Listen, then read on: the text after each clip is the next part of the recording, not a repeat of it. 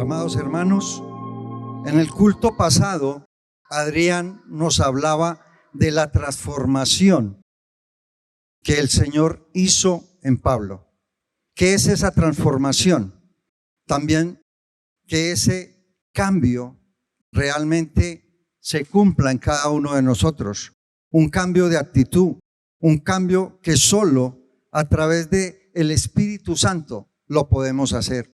Porque nuestra mente es muy fluida y nosotros ¿qué necesitamos? Ese dominio propio, ese dominio de que realmente comprendamos que nuestro pensamiento no sea nuestro, sino que ese pensamiento sea el del Espíritu Santo actuando en cada uno de nosotros para llegar a transformarnos y hacer que nuestras perspectivas de la vida cambien y que sea el propósito de Dios en cada uno de nosotros. La palabra de hoy es Efesios 3, 14, 21. Confianza en el poder de Dios.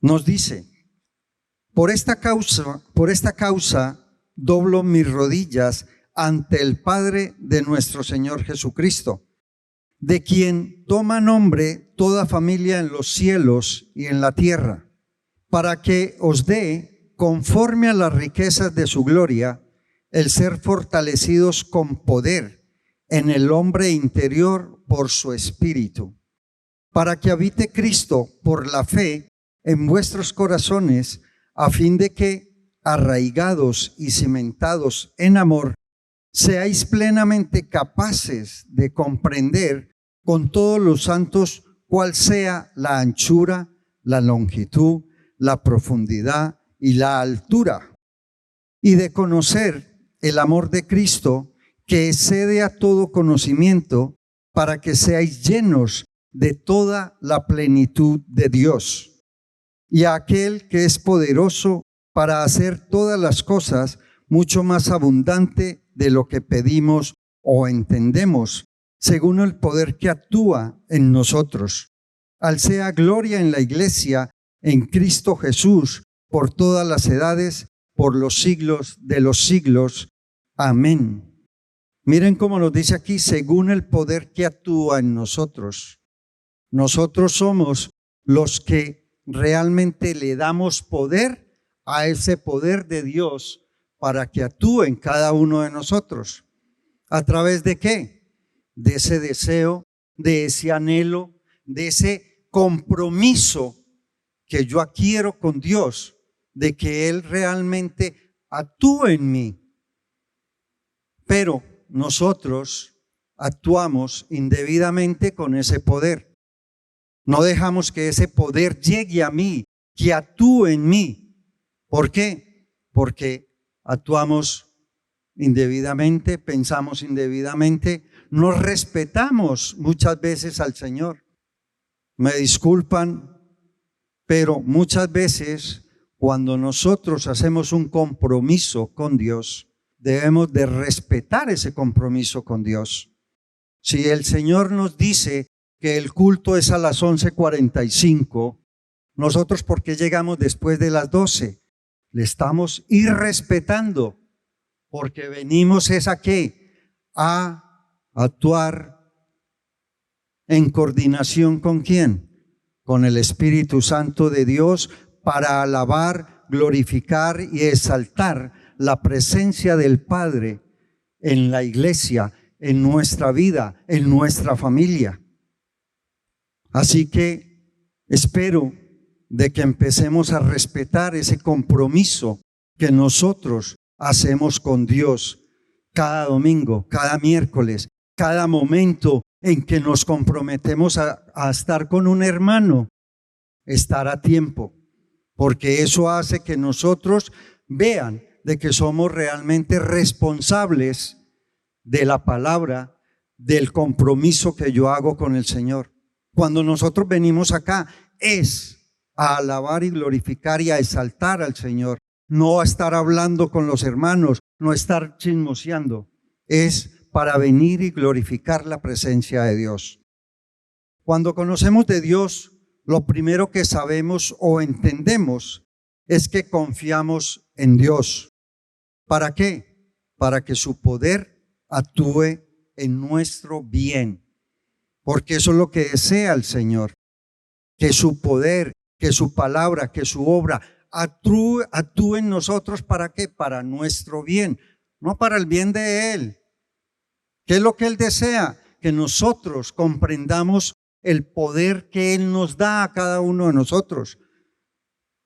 Es por nuestro bien que Él desea que nosotros estemos bien.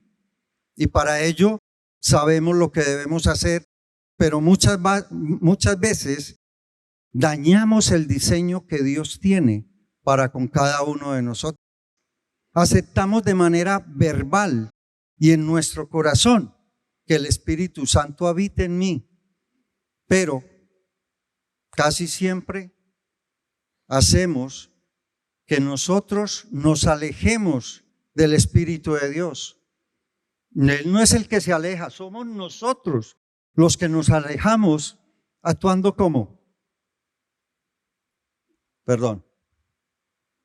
Nosotros somos los que actuamos indebidamente, pero en sus manos colocamos nuestra vida y nosotros mismos quitamos ese control que le damos al Señor. Él nos muestra cómo realmente nos unifica como la niña de sus ojos. La iglesia para Él es su cuerpo y cada uno de nosotros somos complemento de ese cuerpo. Hagamos que realmente mi complemento sea para bien mío, para bien de mis hermanos y para bien del Señor. Que nos unifiquemos de tal forma de que cuando vengamos a nuestra iglesia seamos un cuerpo, una unidad, unánimes en el Señor. Él mismo nos muestra cómo Él es familia, Padre, Hijo y Espíritu Santo. De ahí comienza la palabra familia, porque Él es familia y nosotros somos parte de esa familia. Cuando nosotros aceptamos de manera al Espíritu Santo de Dios, todo va perfecto. Pero lastimosamente pasa el tiempo y nos vamos enfriando, vamos dejando que ese anhelo, que ese deseo con que nosotros comenzamos en la vida del Señor se vaya opacando, se vaya apaciguando. Es lo que no podemos permitir. No podemos salirnos del diseño y del propósito que Dios tiene con cada uno de nosotros. Porque ese diseño es perfecto, pero nosotros lo imperfeccionamos. Que ese primer amor con que nosotros llegamos a los brazos del Señor no se pierda. Debemos de hacer que ese primer amor fluya en nuestra vida. ¿Cómo? Con gozo, con alegría, de ser siempre esa parte esencial del Padre en mí. Que ese gozo no se pierda. Nosotros mismos nos encargamos de salir de su propósito y lo hacemos ¿cómo? Dañamos el diseño de Dios cuando tomamos decisiones basadas en nuestro propio juicio y no en la voluntad de Dios. Cuando nosotros no actuamos con esa voluntad de Dios, nos vamos desviando de ese propósito del Señor. Es muy común decir, puedo hacer esto, con tal de que no le haga daño a nadie, yo lo puedo hacer. Porque uno de los poderes más grandes que el Padre nos ha dado es el libre albedrío, que te ha dado la oportunidad de que tú escojas lo que tú desees. Pero sepamos que toda acción tiene una consecuencia y esas consecuencias somos las que vivimos nosotros cada día cuando nos va mal, cuando nos enfermamos, cuando actuamos indebidamente. Esas son consecuencias de nuestro proceder, de nuestras actitudes cuando nos salimos del propósito del Padre. Porque el Padre es uno y uno con nosotros y nosotros debemos de ser uno con Él. Que Dios les bendiga. Buenas tardes, continuando con el mensaje. Si sabemos que Dios tiene propósito para nuestra vida y que sus planes siempre son mejores que los nuestros, yo me pregunto, nos preguntábamos mientras preparábamos este mensaje es, ¿por qué nos cuesta tanto vivir bajo su autoridad? ¿Por qué nos cuesta tanto obedecer a su palabra? ¿Por qué nos cuesta tanto seguirle si sabemos que seguirle es donde vamos a estar mejor? Si nos devolvemos un poco al versículo 19, nos habla de conocer el amor de Cristo que excede a todo conocimiento, para que seáis llenos de toda la plenitud de Dios. Miremos ahí, yo quiero hacer énfasis en esta palabra, la plenitud. La plenitud de Dios nos dice que podemos creer en el perfecto amor de Dios.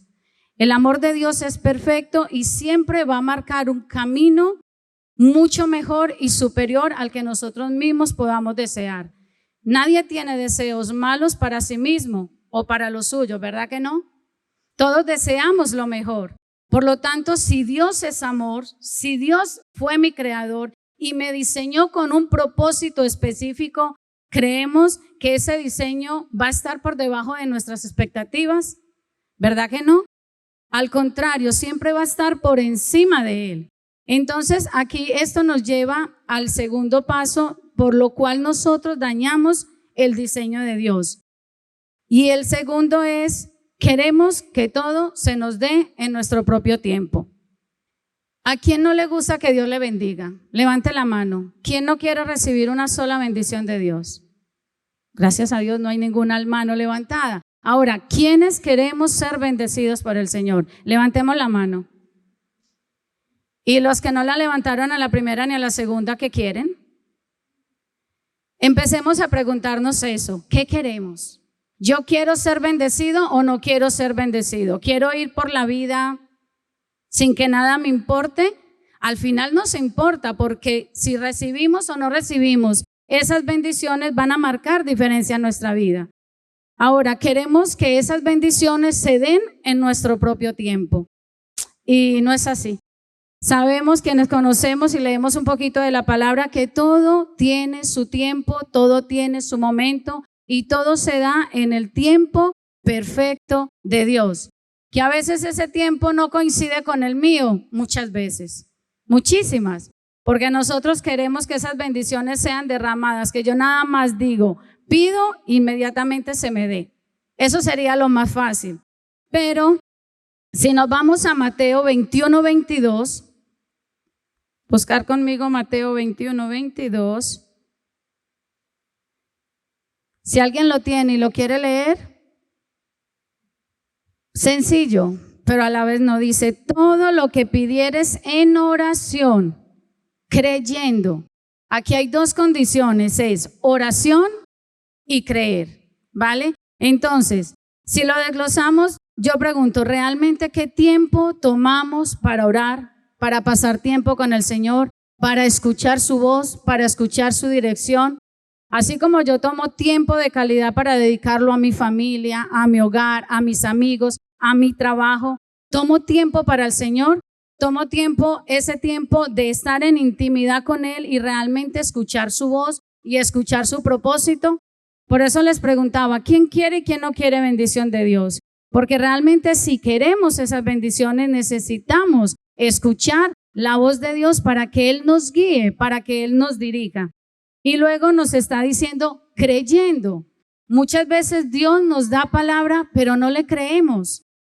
Y nos es más fácil creer lo que el enemigo susurra a nuestro oído, que lo que Dios habla a nuestro corazón. Ahí es donde nosotros tenemos que marcar la pauta y la diferencia. ¿Escucho a Dios o escucho la voz del que me desanima? Yo sé que un domingo a mucha gente le cuesta decir, uy, levantarme otro domingo para ir a la iglesia. Esto es cuando no estamos realmente cimentados en la palabra de Dios. Si no, esto no tendría por qué costar, aún con los 40 grados de temperatura que hace en Badajoz. ¿Por qué? Porque yo sé que voy a un encuentro con Dios. Yo no voy a cualquier sitio, voy a recibir palabra de Dios, voy a recibir alimento espiritual que me va a servir para mi vida, para mi familia, para mi entorno, para mi trabajo, para toda mi vida. Entonces, ¿por qué nos da pereza decir, me levanto a ir a la iglesia? No entiendo. ¿Por qué? Porque si realmente yo quiero bendiciones de Dios, yo tengo que ir allí. Mira, esto es como cuando anuncian que hay una oferta. Y los que quieren la oferta son los que están antes de que abra el supermercado, la tienda, lo que sea, y están ahí parados. ¿Por qué? Porque quieren las primicias, quieren las mejores ofertas. Entonces a nosotros cada semana el Señor nos quiere regalar una bendición. Y como decía mi esposo, les pedimos perdón, pero muchas veces somos los últimos en llegar. ¿Qué queremos? ¿Bendiciones sobrenaturales o queremos migajas? Eso es lo que nos tenemos que preguntar.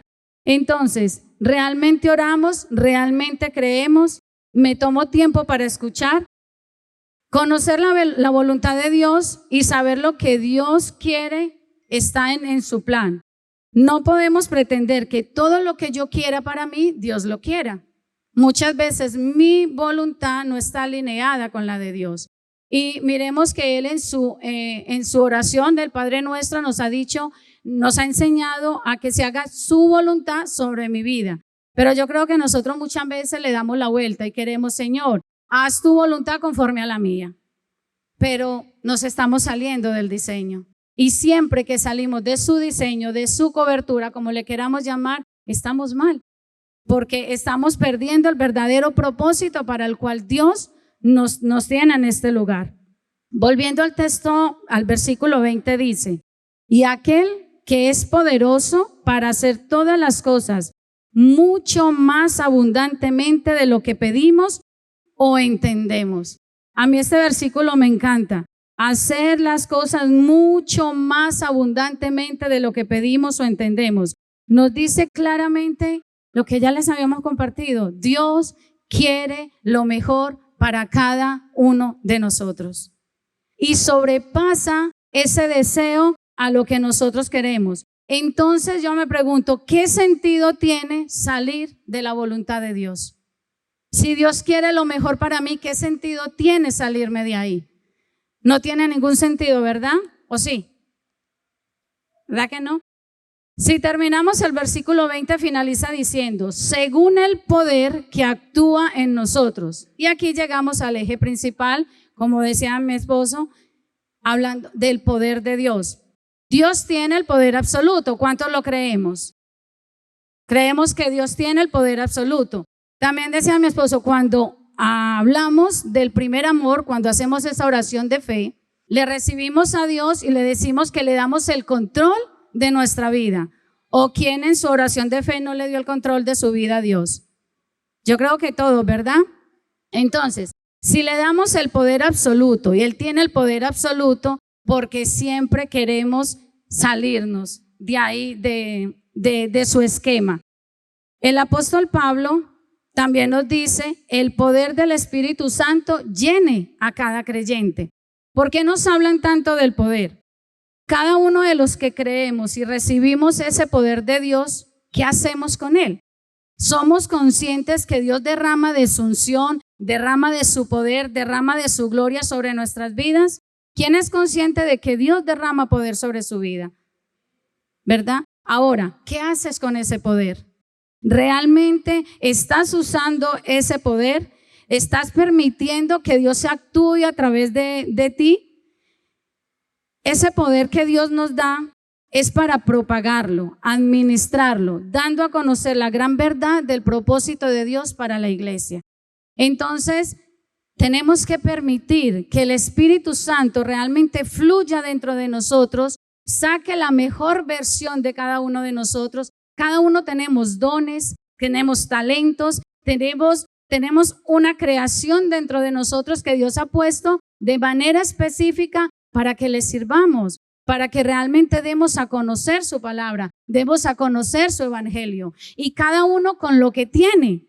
Esto no se trata de quién ha estudiado más, quién se ha preparado más, se trata de quién recibe el poder de Dios y permite que el Espíritu Santo le use para bendecirse y bendecir a otros. ¿Lo creemos? Dios nos da, como decía José Carlos, el libre albedrío, es decir, nos da la capacidad de tomar nuestras propias decisiones. Por lo tanto, nos da la capacidad de elegir si ese poder que recibimos actúe para nosotros, para nuestra familia, para nuestra iglesia. Jesús dijo, vosotros podéis hacer todo lo que yo hice y más, ¿sí? Pero esto porque es por el poder heredado a través del Espíritu Santo. Sin el poder de Dios nosotros no podríamos hacer nada. También dice que si tuviésemos fe como un granito de mostaza, podríamos mover montañas. Pero ¿de qué se trata? De que lo tengamos, de que permitamos que actúe en nosotros. No solamente es decir, yo leo la palabra, pero no la vivo, no la creo. Si el hacer como Jesús dice, el más en nuestra vida, ese poder actúa principalmente sobre mi vida, actúa sobre el pecado. ¿Para qué? Para vencerlo, para vencer el pecado que hay. Actúa sobre el poder de la tentación. Cada uno de nosotros en el camino hay millones de tentaciones. El que nunca haya sido tentado, mejor dicho, que venga y se pare aquí conmigo, porque todos de una u otra manera somos tentados. Pero Dios ejerce ese poder para que nosotros podamos vencer la tentación. Ese poder sobre nuestra propia voluntad, porque como decía José Carlos al inicio, si no dominamos nuestros propios sentimientos, ellos son los que nos van a sacar de la voluntad de Dios. Y es lo que no podemos permitir. Para terminar, quiero que vaya conmigo a Proverbios 1:7. Proverbios 1:7, ¿quién lo quiere leer? Un buen matrimonio también, venga. Amén. Es fuerte este proverbio, pero realmente trae muchísimo para sacar, pero voy a intentar ser breve. Dice Proverbios 7, habla de la sabiduría y el temor de Dios. Este versículo nos enseña que este temor a Dios no es miedo. Nosotros no tenemos por qué tenerle miedo a Dios, pero sí es un profundo respeto, reverencia, asombro por su poder, santidad y justicia. De eso se trata el temor de Dios en este versículo. Reconocer su autoridad suprema y nuestra dependencia de Él. Dependemos de Dios, dependemos del Espíritu Santo. No sé yo si ustedes quieren estar por fuera de esa dependencia de Dios. Yo quiero depender totalmente de Él. Yo quiero que Él se enseñoree realmente en mi vida, en mi hogar, en mi familia, en mis finanzas, en mi trabajo, en todo, cualquier área de mi vida. Yo quiero que Dios ocupe el primer lugar, porque sé que ahí es donde voy a encontrar esa bendición. Este principio es el punto de partida o la base sobre la cual se construye todo lo demás. En otras palabras, para adquirir sabiduría genuina, debemos comenzar con una actitud de reverencia hacia Dios. Si realmente este temor reverente nos lleva a buscar la voluntad de Dios y a vivir dentro de sus mandamientos y no salirnos del propósito del diseño que Dios tiene preparado para mí. La segunda parte nos habla de los sabios y los insensatos. El insensato dice, desprecia la sabiduría y la enseñanza. Son los que rechazan la sabiduría de Dios y no valoran la instrucción que proviene del Padre. Yo definitivamente aquí en este grupo no quiero estar. ¿Sí? Rechazar la sabiduría de Dios sería lo más absurdo. Sería quedarme totalmente por fuera de su gracia, por fuera de su misericordia, por fuera del poder accionar en Él. Este desprecio por su sabiduría revela la falta. Cuando creemos que podemos manejar nuestra vida con nuestro propio criterio y no confiando en la dirección de Dios, únicamente basados en nuestro propio entendimiento o nuestras capacidades. Por más de que seamos muy instruidos, nos creamos muy capaces, nos creamos que tenemos todo para hacerlo, necesitamos la presencia de Dios. Yo por lo menos sin Dios no quiero ni siquiera levantarme de la cama. Yo quiero que Él esté acompañándome en cada minuto, en cada instante de mi vida. Y esto nos lleva a la verdadera sabiduría. No es solo el conocimiento intelectual, sino también una vida vivida en obediencia a Dios. Entonces, temor de Jehová nos lleva a vivir una vida que refleje su carácter, que refleje su amor, que refleje su entrega, y sus principios, pudiendo acceder de manera directa al poder de Dios para impactar positivamente mi vida, la vida de mi familia, la vida de mi iglesia, la vida del mundo. Queremos realmente impactar, queremos que realmente se nos vea como ese reflejo de amor de Dios, realmente ser sus cristitos, como lo decimos en algunas veces. Si yo soy hecho a imagen y semejanza de Dios, soy criatura hecha por Dios, soy hijo de Dios, tengo que vivir de acuerdo a ese carácter.